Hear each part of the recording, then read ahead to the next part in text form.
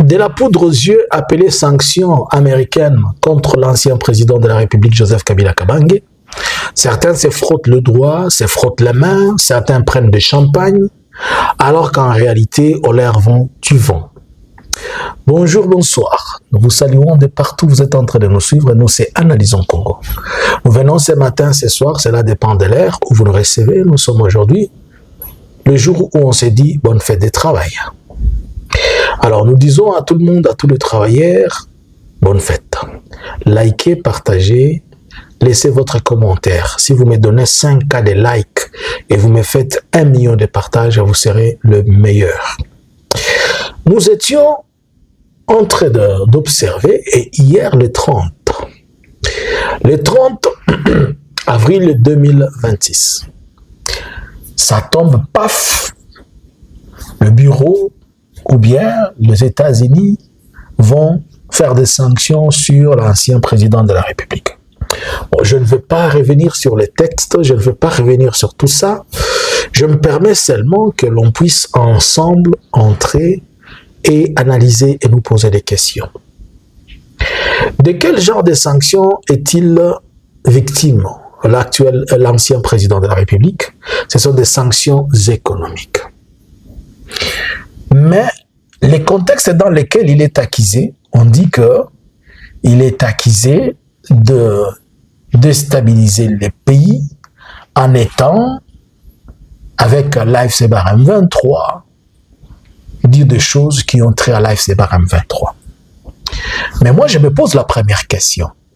Comment quelqu'un que vous prétendez qu'il est en train de déstabiliser un pays et la démocratie, au lieu de lui donner des sanctions diplomatiques, politiques, militaires, on lui donne des sanctions économiques?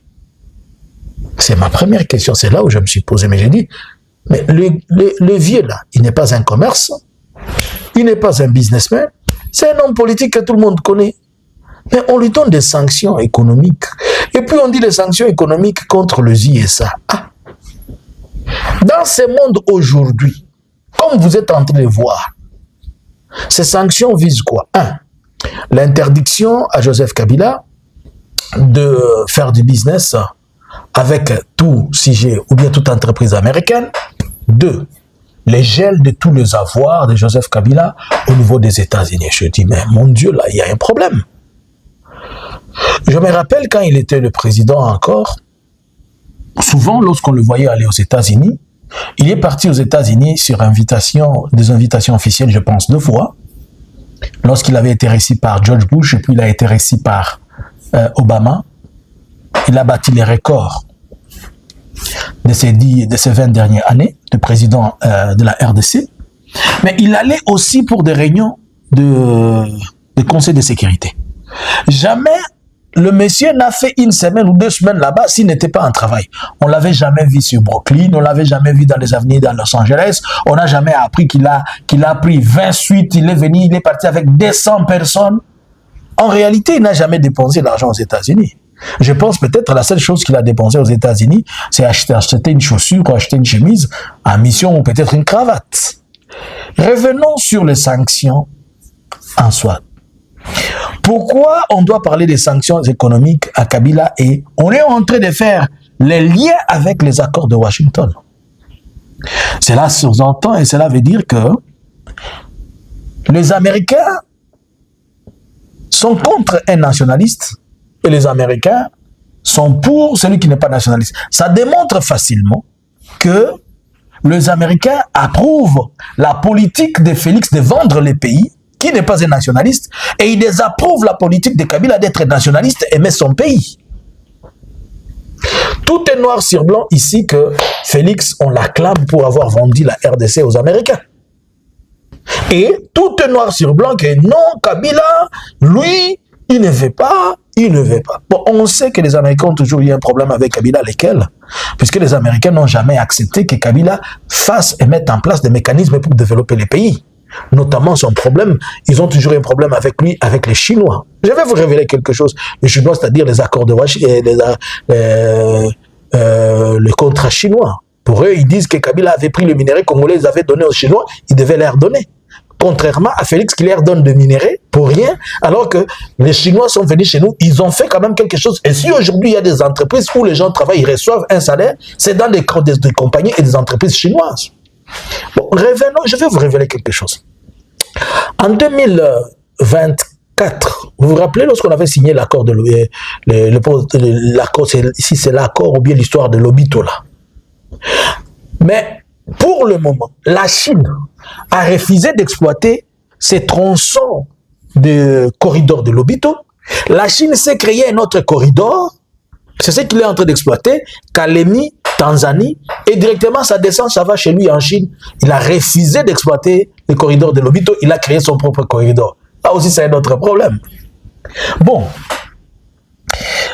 pourquoi alors ces sanctions font buzz pour les Congolais? D'abord, vous allez vous rappeler qu'il n'y a pas... C'est hier que j'ai fait une analyse vous démontrant comment le silence de Kabila est une arme communicationnelle puissante et forte. Pour ceux qui n'ont pas suivi ça, allez sur la chaîne La Vérité Miracle, et plutôt la chaîne Analysons Congo. Vous allez voir la vidéo, je vais la mettre ici dans les... en dessous, en bas, je vais mettre les liens, vous pouvez le voir, mais la vidéo est intitulée « Le silence de Kabila comme une arme communicationnelle puissante ». Je vous ai dit, et je le répète, Kabila ne crée pas des événements, il devient événement. Comme par exemple ici, il n'a pas créé un événement. Il devient événement et la toile est saturée. Je vous ai dit, il ne fait pas une semaine, c'est trop, sans que le nom de Kabila apparaisse et que Kabila devient si grand. Regardez un peu. Ce qui se passe ici, c'est de la poudre aux yeux. En fait, Félix, après avoir payé plusieurs lobbyistes, et après avoir acheté plusieurs personnes, et qu'il a donné aux USA ce qu'ils voulaient, les immigrés et tout ça, il avait besoin aussi qu'on lui retourne l'ascenseur. Mais comme les États-Unis n'ont pas de preuves, ils n'ont rien à donner, ils n'ont rien à dire, pour lui faire plaisir, on lui montre, on lui envoie quoi? Son histoire de sanctions. Si on pouvait même dire Kabila, on a retiré ses chaussures aux États-Unis, ça allait suffire à Félix. Si on allait même dire Kabila, on a pris sa chemise, il fallait seulement le nom de Kabila quelque part pour qu'on vienne pour permettre à ce que les gens crient. N'oubliez pas que c'est une diversion, puisqu'il y a beaucoup de problèmes sur lesquels Félix est en train de faire face. Avec tout ce qu'il y a comme problème des immigrants, de ceci et de cela. Il y a plein de dossiers qu'on est en train d'accuser que l'UDPS est en face de ça. Il est en train de vouloir faire approuver l'accord de Washington au niveau du Parlement, le faire ratifier. Il est dans cette histoire du ministre de l'Intérieur qu'on devait sortir et que Félix a dit les sceller puisque son sort est scellé. Il doit sortir un gouvernement d'ici là. Il vient de tromper l'AFC. Il devait lui remettre le prisonnier. Il ne l'a pas fait. Alors il cherche quelque chose qui devait occuper la toile. Il dit activez un peu ça. Et les Américains ont activé ça. Si Félix était à mesure de payer à Boulos presque $1,5 million, entre 300 millions et 400 millions de dollars pour que Boulos mette la pression au niveau de la Maison Blanche. Comment se fait-il qu'il ne pourra pas payer tout le monde là? Ces sanctions qu'on vient d'acheter au prix Mangondo, on vient d'acheter avec les Nzombo le soir, on veut en faire une histoire qui n'est pas importante. Ça ne représente rien. Bon, si on dit à Kabila qu'il ne doit pas faire les affaires avec les États-Unis, dans ce siècle où nous sommes, où tout le monde est en train de voir, l'Iran nous a démontré comment les États-Unis ont fait un shit libre comme ça, piou. Qui a besoin de faire les business encore avec les Américains? Alors que la maison de business, tout le monde la connaît, c'est l'Asie, en Chine. Si les États-Unis refusent qu'on fasse le business avec eux, on les laisse. Il va faire le business en Chine. Mais est-ce qu'il fait le business d'abord? C'est un politicien. Dans l'entretemps, est-ce que yo, oza n'est pas nabino, oza nanda kunabino? Mutumoko a se décidé qu'on n'est pas na lobby, qu'on y a qu'à pas na ngaïté. Et que ça le passe nani. Le problème, c'est qu'ils ont compris que dans la tête des Congolais, leur psychologie, ils donnent tellement de l'importance aux États-Unis comme si les États-Unis c'était un dieu. C'est-à-dire, tout ce que les États-Unis pensent et disent, pour l'IDPS, c'est ça que Dieu a dit. C'est un problème psychologique. Ils ont compris ça, ils ont dit, donnons-leur ce qu'ils veulent. Et c'est ça. S'ils ont besoin de sanctionner Kabila, il les a fait quoi? Bon, si ce sont les sanctions qu'on doit sanctionner, pourquoi on ne sanctionne pas Kagame? Puisque Kabila, avant d'arriver à Goma, il est passé par l'aéroport. On connaît, il n'y a que des aéroports. Là-bas, 3 aéroports du Burundi, Burundi au Bujumbura, l'aéroport de Kanombe à Kigali et l'aéroport de Entebbe en Ouganda.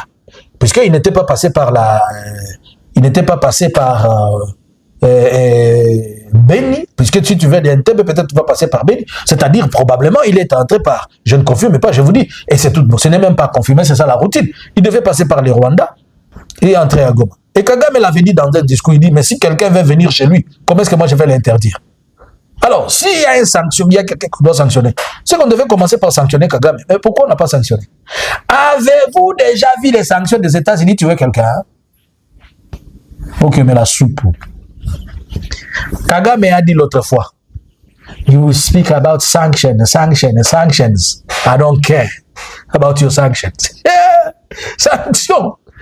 C'est vous qui avez peur de sanctions puisque Félix a des maisons aux États-Unis. Je vous avais dit qu'il a, il a des appartements là-bas et c'est connu. Il a des appartements là-bas. C'est lui qui a peur que s'il y a des sanctions, on l'attrape là-bas. Mais qui fait le business avec les États-Unis? Ces sanctions-là n'interdisent pas à Kabila d'entrer dans un avion, prendre son visa pour aller aux États-Unis. Non. Revenons sur les sanctions. Bashengezi Kantintima, le vice-président du Sénat actuel, il est sous sanction américaine depuis 2018 à cause de Félix lors des élections. Et Laurence Kanyuka de l'AFC, il est sous sanction américaine. Il vit, il continue à bien vivre. Et Kordo Nanga, il est sous sanction américaine depuis 2018. Azo vivre. Tout ça n'a même pas ça l'a pas empêché de devenir Kordo. Et James Kabarebe est sous sanction américaine. L'armée rwandaise est sous sanction américaine et il vit. Je vais aussi vous rappeler que le président actuel de la Syrie était sous mandat d'arrêt, sous sanction américaine, et ce sont les Américains même dans ces sanctions-là qui l'ont fait passer. Et après, quand ils l'ont fait passer, ils l'ont encore accueilli à la Maison-Blanche. Donald Trump l'a serré la main et les sanctions sont parties. Vladimir Poutine, il a plein de sanctions comme ça américaines. Mais ces sanctions américaines ne l'empêchent pas d'être en business avec les USA. Kadyrov de la Tchétchénie, il a plus de 3700, je pense au moins 3700 sanctions. Mais le monsieur, il est là. Donc les sanctions américaines, c'est de la poudre aux yeux pour les gens qui ont un mental, qui ont une capacité de réflexion de la taille de la tête d'un moineau. Quand vous réfléchissez comme un moineau, les États-Unis vous accordent ça juste pour vous faire plaisir. Vous voyez maintenant, les États-Unis ont compris la psychologie. Ils disent, ceux qui battent au PC, et les États-Unis disent, prenez ça. D'après tout, il fallait retourner l'ascenseur à Félix. Et pour le retourner l'ascenseur, c'est ce qui est plus important. Ces sanctions ne foutent rien et ce n'est rien. C'est un non-événement. Par ailleurs, il est aussi possible que Kabila mette en place ses avocats et qu'il commence un procès contre les États-Unis pour ces sanctions qui ne sont pas aussi fondées. Puisqu'ils sont en train de dire des choses, ils n'ont pas présenté de preuves. Et s'il advenait maintenant que Kabila a gagné les procès? Mbongo Félix a keko bungi sapona koluka sanction wana. Mbongo wana ukosala ngo musala te. Voilà comment Félix dépense beaucoup d'argent pour rendre Kabila célèbre. Là, maintenant, toute la semaine, partout, on va oublier tout ce que fait Félix là. Ça va être ça, Kabila. Voilà, il y a une stratégie de communication. Voilà, il y a un mécanisme, il y a beaucoup de top.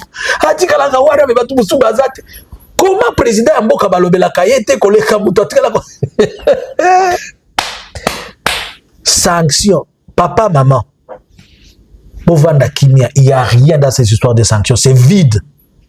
C'est vide, il n'y a rien. Ça ne représente rien, rien du tout. Qu'on ne vous trompe pas.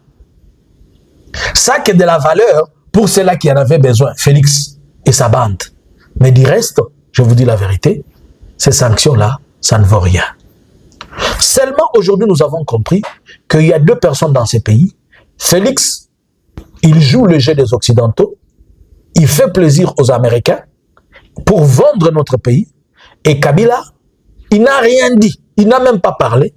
Mais Kabila devient un obstacle puisque ça démontre que Kabila, il est pas seulement il a toujours été nationaliste, et même il vient de le définir à la vue de tous, que Kabila c'est un grand nationaliste, le monsieur aime son pays, il n'est pas prêt à vendre la terre. Entre les deux, si on vous demandait de choisir, j'étais en train de vous faire comprendre que les sanctions américaines n'ont aucun effet sur qui que ce soit. Traoré n'est pas sous sanction. Ça l'a empêché d'être président. Dis-moi encore. C'est Félix qui a peur des sanctions, puisque c'est lui. Je vous ai toujours dit que Félix, sa tête, il vit à l'époque de Tipo. C'est lui qui a peur des Américains, c'est lui qui tremble. Oh non, les Américains, oh les Américains. Ceux qui ont eu qui ont des États-Unis. Et les Américains sont en train de voir comment.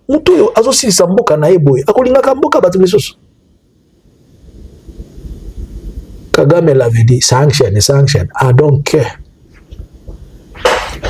Que pensez-vous des sanctions?